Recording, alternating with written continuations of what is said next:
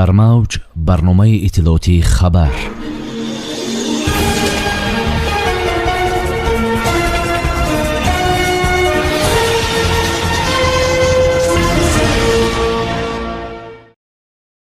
санаи 9 сентябр шаршараи Ниагара бо рангҳои парчами давлатии ҷумҳурии Тоҷикистон фурӯзон хоҳад шуд. журнали синф чанд пул аст? ҷашни рӯзи дониш дар тарабхона. ифтитоҳи синфхонаҳои ҳунаромӯзӣ дар деҳоти чоркӯҳи шаҳри Исфара. хонандагони деҳаи оби борик ва деҳаи сори Панҷакент соли нави таҳсилиро дар синфхонаҳои нав оғоз карданд. маркази сӯзанидӯзии Бибинисо соҳиби гранти президентӣ шуд. санаи 9 сентябри соли равон шаршараи Ниагара бо рангҳои парчами давлатии ҷумҳурии Тоҷикистон фурӯзон хоҳад шуд. хабар медиҳад Амид Ховар бо истинод ба сафорати ҷумҳурии Тоҷикистон дар Иёлоти Муттаҳидаи Амрико. дар сафорат иттилоъ доданд ки ба муносибати 33-мин солгарди истиқлолияти давлатии шаршараи Ниагара бо рангҳои парчами давлатии ҷумҳурии Тоҷикистон санаи 9 сентябр соати 7:15 бо вақти душанбе, санаи 8 сентябр соати 22:15 бо вақти Нью-Йорк фурӯзон хоҳад шуд. чорабинии ҷолиб ба муносибати истиқлолияти давлатии ҷумҳурии Тоҷикистон ба таври мустақим аз шабакаҳои иҷтимоӣ низ дидан мумкин аст. хабар медиҳад Амид Ховар.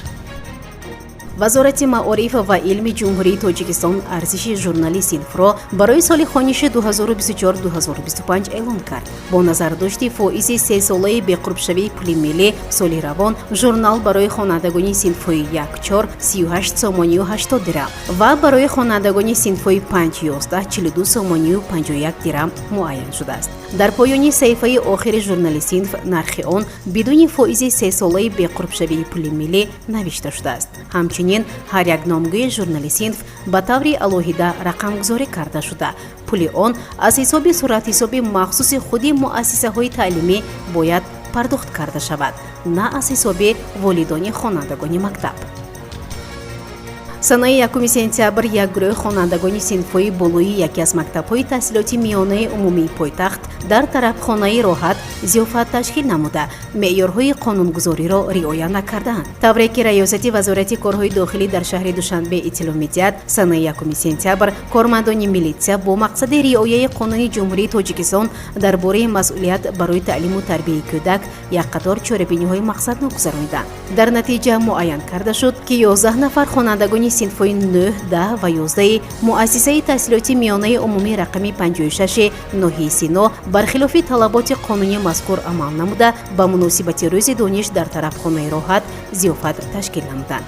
ба иттилои манбаъ вобаста ба ҳолати мазкур нисбати волидайни 11 нафар хонандагон тибқи талаботи моддаи 90 қонуни ҷумҳурии Тоҷикистон протоколҳои маъмурӣ тартиб дода шуданд. ҳамзамон нисбати маъмурияти тарабхонаи мазкур тибқи талаботи моддаи 464 қонуни мазкур барои ба ноболиғ ба фурӯш гузоштани машрубот протоколи маъмурӣ тартиб дода шуда барои чораҷӯӣ ба суд ирсол карда шуд. хабар медиҳад манбаъ.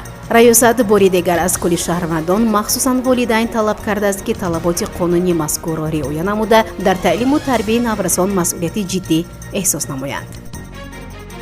раиси вилояти суғд Раҷаббой Аҳмадзода зимни сафари корӣ ба шаҳри Исфара аз муассисаи таҳсилоти миёнаи умумии рақами 65 деҳоти Чоркӯҳ боздид намуд. роҳбари вилоят бо омӯзгорони муассисаи таълимӣ суҳбат карда аз дастгириҳои пайвастаи ҳукумати кишвар ва тадбирандешиҳо ҷиҳати пешрафти соҳаи маориф ёдовар шуд. таъкид гардид ки ҳамасола дар саросари кишвар сатҳо иншооти соҳаи маориф сохта шуда барои таълиму тарбияи насли наврас шароити мусоид фароҳам оварда мешавад. иттилоъ дода шуд ки аз ҷониби шарикони рушд дар назди муассисаи таълимӣ 3 синфхонаи таълимии муҷаҳҳаз бо лавозимоти зарурӣ бунёд гардид ки дар онҳо хонандагон касбу ҳунарро аз худ менамоянд.